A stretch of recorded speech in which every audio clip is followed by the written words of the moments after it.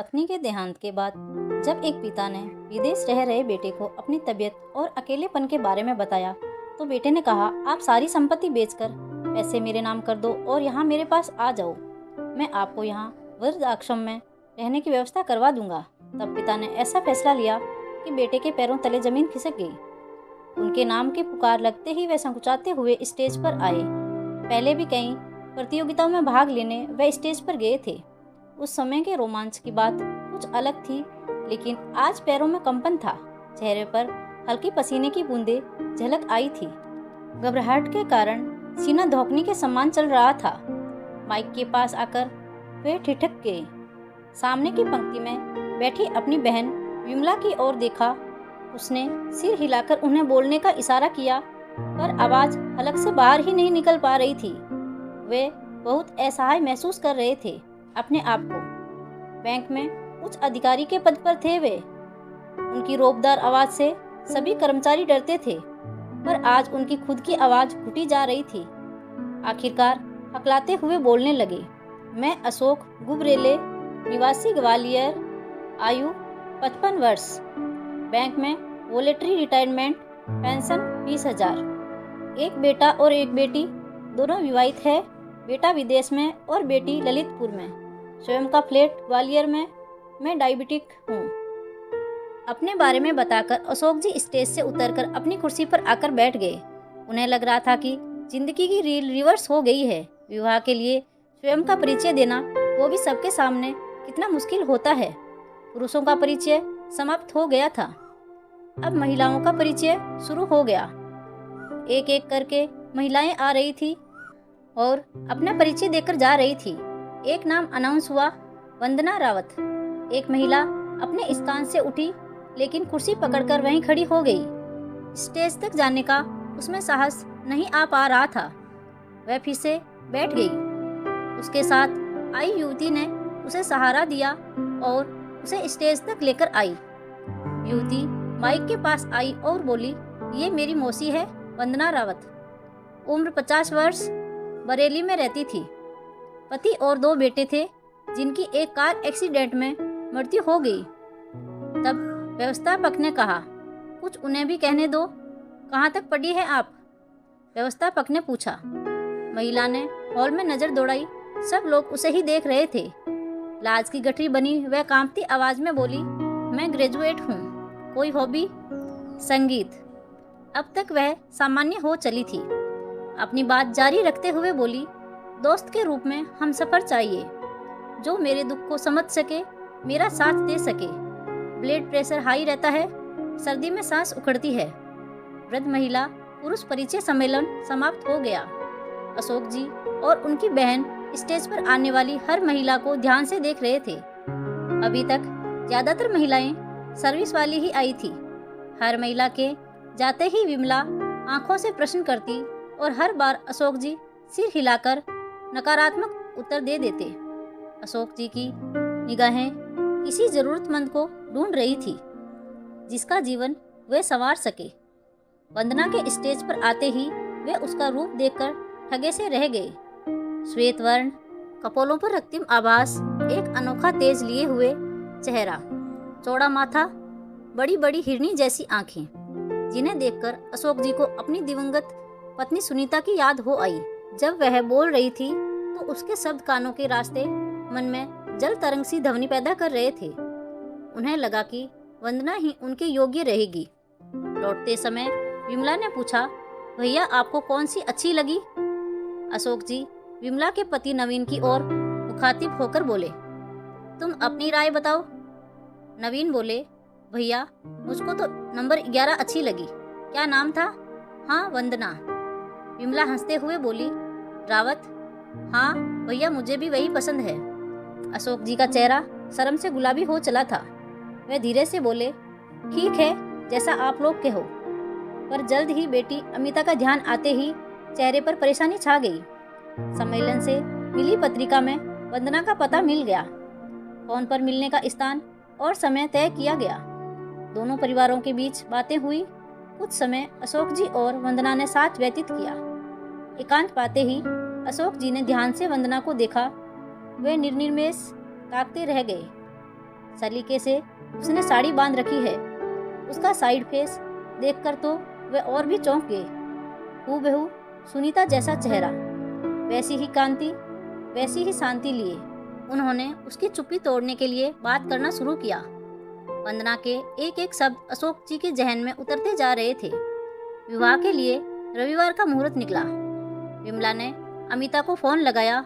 हाल समाचार लेने के बाद विमला ने अमिता से कहा, मैं सोचती हूँ भैया विवाह कर ले तो अच्छा है। इस समय उन्हें एक हमसफर की सबसे अधिक जरूरत है। पापा की शादी की बात सुनकर अमिता चौंक गई और बोली, ऐसी भी क्या जरूरत पड़ गई? इतने साल गुजर गए, अब कौन सा पहाड़ टूट पड़ा है जो इस उम्र में शादी करना चाहते हैं? अमिता को फिर से समझाते हुए विमला बोली, भैया बहुत अकेलापन महसूस करते हैं। कोई उनकी देखभाल करने वाला नहीं है। वैसे भी वह शुगर के मरीज हैं और इस बीमारी में जितनी देखभाल होनी चाहिए वह तो कोई अपना ही कर सकता है। ऐसे में तुम्हें या मुझे किसी को भी इतनी फुर्सत कहाँ है कि उनकी देखभाल कर सके। इसलिए मैंने बहाने से भैया को जयपुर बुलाया है। यहाँ वृद्ध महिला पुरुष का सम्मेलन था। हम लोगों के आग्रह करने पर भैया को एक महिला पसंद आई है। मुहूर्त के मुताबिक अगले रविवार को दोनों का गठजोड़ है। अमिता बौखलाकर बोली, बुआ जी आप क्या कह रही हैं? भला इस उम्र में भी कोई शादी करता है क्या? अब तो भगवान का भजन करने का समय है। क्या इस उम्र में भी उन्हें पत्नी की आवश्यकता है? देखो अमिता, भैया बड़ी मुश्किल से माने हैं। तुम सहमत हो जाओगी तो भैया का एकांकी जीवन समाप्त हो जाएगा। मैं व तुम दोनों ही उनकी देखभाल नहीं कर पाते। ऐसे में उन्हें एक साथी की जरूरत है जो उनके अकेलेपन को भर सके। उधर से कोई आवाज नहीं आई। अब तक अशोक जी फोन के पास आ गए थे। विमला से रिसीवर लेकर अमिता को समझाते हुए बोले, बेटी गुस्सा थूक दो, जल्दी से परिवार सहित यहाँ चली आओ। दूसरी ओर से आवाज आई, पापा मैं आपसे बात नहीं करना चाहती। इस उम्र में शादी का शौक आया है आपको? कहकर अमिता ने फोन रख दिया। अशोक जी सोच में पड़ गए। वह एक रिश्ता तोड़कर दूसरा जोड़ना नहीं चाहते थे। बच्चों की खातिर ही तो उन्होंने अब तक अपने बारे में नहीं सोचा था। अमिता को जब भी जरूरत पड़ी वे उसके हर फैसले में साथ खड़े थे। उसने अंतरजातीय विवाह किया, बावजूद उसके उन्होंने जाति बंधन की दीवारें खड़ी नहीं की। यह सही है कि एकांकीपन अब सहा नहीं जाता। अकेलापन काटने को दौड़ता है। घड़ी की सुइया ठहरी हुई सी प्रतीत होती है।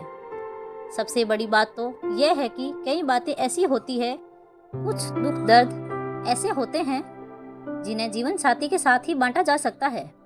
कुछ देर तक वे हताश होकर बैठे रहे। उन्होंने हिम्मत जुटाई और अपने दोस्त जीवन लाल को फोन लगाकर गठजोड़ की खबर सुनाई। दूसरी तरफ एकदम सन्नाटा छा गया।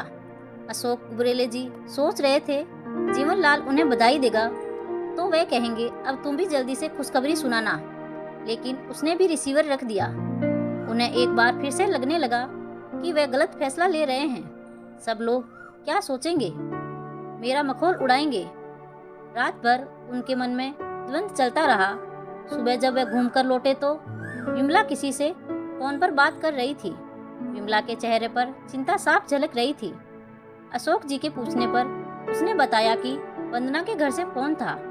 वंदना के ससुराल वालों ने 2 साल से उसकी कोई खबर नहीं ली, पर अब जैसे ही उन्हें पता चला है कि वंदना शादी कर रही है, उन लोगों ने उस पर दबाव बनाना शुरू कर दिया है। वे लोग नहीं चाहते हैं कि वंदना शादी करे। अशोक जी नहीं चाहते थे कि इतनी विसंगतियों में शादी हो। उन्हें लग रहा था कि अब शादी नहीं होगी। इस विचार के साथ ही उनके मन का द्वंद्व भी खत्म हो गया। शाम को वंदना संगीता के साथ उनके घर आई। वंदना के चेहरे पर चिंता साफ झलक रही थी। कुछ देर वातावरण में खामोशी छाई रही। बात संगीता ने ही शुरू की। विमला की ओर देखते हुए वो बोली, मौसी जी आज सुबह से ही परेशान हैं। इनके ससुराल वालों को इनकी शादी की भनक लग गई। सुबह वहाँ से धमकी भरा फोन आया था। थोड़ी देर रुककर वह बोली, दरअसल इनके देवर इनसे शादी करना चाहते हैं। वह तलाकशुदा है। विमला कुछ सोचते हुए बोली, ये तो और भी अच्छी बात है। ये उसी कुटुंब में अपने आप को जल्दी एडजस्ट कर लेंगी। इस बार उत्तर वंदना ने दिया। बड़े ही संयंत्र किंतु सहमे स्वर उसके मुंह से निकले। वो मुझे नहीं, मेरी संपत्ति हड़पना चाहते हैं। सुबह तो उन्होंने यही कहा, जो कुछ तुम्हारे नाम है हमारे नाम कर दो, फिर चाहे ब्याह रचाओ या किसी के भी साथ मुंह काला करो। एक सन्नाटा छा गया वहाँ। किसी को समझ नहीं आ रहा था कि क्या करे। चुप्पी फिर से वंदना ने तोड़ी। देवर शराब पीते हैं और दूसरी महिलाओं से भी उनके नाजायज संबंध है, इसलिए देवरानी ने तलाक ले लिया। 2 वर्षों से किसी ने मेरी कोई खोज खबर नहीं ली। मैं कैसी हूँ, पति व बच्चों के अंतिम संस्कार में जो खर्चा हुआ था वह भी मुझसे ही लिया था। यदि मायके वालों ने साथ नहीं दिया होता तो मैं आज। थोड़ा रुककर वह फिर बोली, वहाँ जाकर मेरा दुख और बढ़ जाएगा, और अगर शादी नहीं की तो वो मुझे और परेशान करेंगे। हो सकता है मुझे मरवा दें, फिर सारी जायदाद उनको मिल जाएगी। अशोक जी को वंदना का बोलना अच्छा लग रहा था। अचानक वंदना ने अशोक जी की ओर देखा। उन्हें अपनी ओर ताकता हुआ पाकर वह संकुचा गई। वंदना की आंखों में उन्हें अपने प्रति आकर्षण की गहराई दिखाई दी। उन्हें भी उससे जुड़ाव महसूस होने लगा। बातों से पता चला कि वंदना अशोक जी से शादी करना चाहती है, लेकिन क्योंकि अशोक जी बच्चों के विरोध के कारण फैसला नहीं ले पा रहे थे, इसलिए समस्या का समाधान नहीं हो पाया। रात को खाना खाते समय अशोक जी ने विमला से कहा, मैं कल वापस जा रहा हूँ, अब क्या करना यहाँ रुककर। नवीन ने कहा, अभी आप क्या करेंगे वहाँ जाकर। तभी अशोक जी के मोबाइल पर रिंग बजी। वे चौंक गए। विमला उनके चेहरे के भावों को पढ़ते हुए बोली, किसका फोन है? अरे आज तो वरुण का फोन आया है। अशोक कुबरेले जी के सहित सभी लोग आश्रय मिश्रित हर्षाती रेख में आ गए। अशोक जी ने स्पीकर ऑन कर दिया। कॉल रिसीव करके उत्साहित होते हुए कहा, बेटा कैसे हो? इस प्रश्न का कोई उत्तर नहीं आया, बल्कि उनसे ही प्रश्न पूछा गया, पापा क्या आप शादी कर रहे हैं? वे अचकचा गए। क्या उत्तर दें? तुम्हें किसने बताया? 7 समंदर दूर मेरी बीमारी की खबर तो नहीं पहुंची, अलबत्ता शादी की खबर जरूर पहुंच गई। अमिता का फोन आया था। क्या कहा अमिता ने? उधर से झल्लाया हुआ वरुण बोला, पापा आप शादी न करें, इस उम्र में शोभा देगा क्या? देखिए हम लोगों की भी इमेज का सवाल है। पश्चिमी सभ्यता में रचा बसा उनका बेटा आज अच्छे बुरे की वकालत कर रहा है, फिर आप समझते क्यों नहीं? प्रॉपर्टी का क्या होगा? इस वाक्य ने उनके पैरों तले जमीन खिसका दी। अब उन्हें समझ आया कि वरुण क्यों जिद कर रहा था कि सब कुछ बेचकर उसके पास चले आओ। अशोक जी बेटे के मोह में सब कुछ बेचकर जाने को तैयार भी हो गए थे। अखबार में विज्ञापन भी दे दिया था।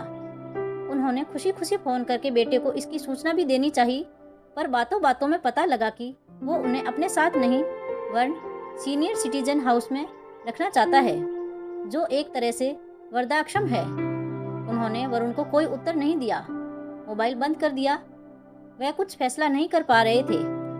विमला और नवीन भी अचंभित थे वरुण की बात सुनकर। इतने वर्षों बाद फोन, वो भी इस तरह से। अशोक जी के हृदय में तूफान उठ रहा था। उन्हें अब समझ आ रहा था कि अब तक वरुण शांत था, क्योंकि उनकी सारी संपत्ति उसी की तो थी, पर अब संपत्ति छीनने का भय उसके मस्तिष्क पर हावी हो रहा था। वे कमरे में चहलकदमी करने लगे। सब शांत थे, पर अंदर हलचल लिए उन्होंने सबके चेहरों की ओर देखा। फिर मोबाइल पर कॉल करने लगे। उधर अमिता थी। उसने पापा से सबसे पहला प्रश्न किया, पापा आपने क्या सोचा? बेटा तुम क्या चाहती हो? पापा इतनी उम्र गुजर गई, अब क्या करेंगे शादी करके? वंदना को भी जरूरत है मेरी। 2 दिन में ही आप अपने खून के रिश्ते को भूलकर दूसरों के बारे में सोचने लगे। नहीं, ये बात नहीं है बेटा, मुझे समझने की कोशिश करो। तो ठीक है, लुटा देना अपना पूरा पैसा उस दूसरी औरत पर। ये दूसरा अवसर था जब अशोक जी हक्के बक्के रह गए। अब उन्हें समझ आ रहा था कि बच्चे उनकी शादी का विरोध क्यों कर रहे हैं। वे रात भर करवटें बदलते रहे, एक निश्चित किंतु दृढ़ निर्णय लेने के लिए। जैसे दही मथने के बाद मक्खन ऊपर तैर आता है, वे निरंतर सोच में डूबे रहे। मैंने अपने बच्चों के सुख के लिए अपने सुख वैभव के दिन यूं ही अकेले गुजार दिए। जब जिसने जो इच्छा की हर संभव पूरी की। बेटे ने विदेशी लड़की से शादी करनी चाहिए, मैंने विरोध नहीं किया। लड़की ने अंतरजातीय विवाह करना चाहा, मैंने सहमति दी। समाज और रीति रिवाजों परंपराओं के विरुद्ध जाकर उन लोगों के हर सुख के आगे अपनी इच्छाएं आकांक्षाएं सब कुर्बान कर दी। सुनीता की मृत्यु के बाद कितने रिश्ते आए थे, कुंवारी लड़कियों के भी। आखिर मैं बैंक की नौकरी में था और हर दृष्टि से योग्य भी। बच्चों को कोई असुविधा न हो या समाज बच्चों के मन में सौतेला शब्द न उगा दे, यही सोचकर मैं बच्चों में ही डूबा रहा। अब मैं अकेला हूँ, नितांत अकेला। पर उन लोगों को मेरी संपत्ति से मोह है, मुझसे कोई सरोकार नहीं। मेरे प्यार का, मेरे विश्वास का, मेरी आत्मीयता का अच्छा सिला दे रहे हैं ये लोग। उनके मन में एक जिद पलने लगी। जयपुर आने से पहले वे भी नहीं चाहते थे विवाह करना, पर यहाँ आकर वंदना से मिलकर एक ख्वाब पलने लगा है मन में। जीवन में फिर से वो बाहर लौटती लग रही है। उधर वंदना के परिजन भी उसकी संपत्ति चाहते हैं। हम किसी की परवाह नहीं करेंगे, हम विवाह जरूर करेंगे। ये तय करते ही उनका मन उत्साह से भर उठा। वह सुखद कल्पनाओं में विचरण करने लगे। सुनीता और वंदना, वंदना और सुनीता, दोनों चेहरे एक में हो रहे थे। वही एहसास, वही चाहत, वही आकर्षण और वही जलता रंग। इसी उहापोह में सुबह हो गई। सुबह की सैर के लिए लोग निकलने लगे थे। आज अशोक जी ने जल्दी ही बिस्तर छोड़ दिया और नित्य कर्म से निपट गए। उन्होंने विमला और नवीन को बुलाकर अपना फैसला सुना दिया कि वे वंदना को ही अपना जीवन साथी बनाएंगे। वे तैयार हुए और वंदना के घर की ओर चल दिए। वंदना भी उनका फैसला सुनकर बहुत खुश हुई अपने नए जीवन साथी के साथ। तो दोस्तों, अशोक जी ने जो फैसला लिया, क्या वह सही लिया? अपनी राय कमेंट बॉक्स में जरूर बताएं और आपको कहानी अच्छी लगी हो तो वीडियो को लाइक, शेयर और सब्सक्राइब करना ना भूलें। Thanks for watching.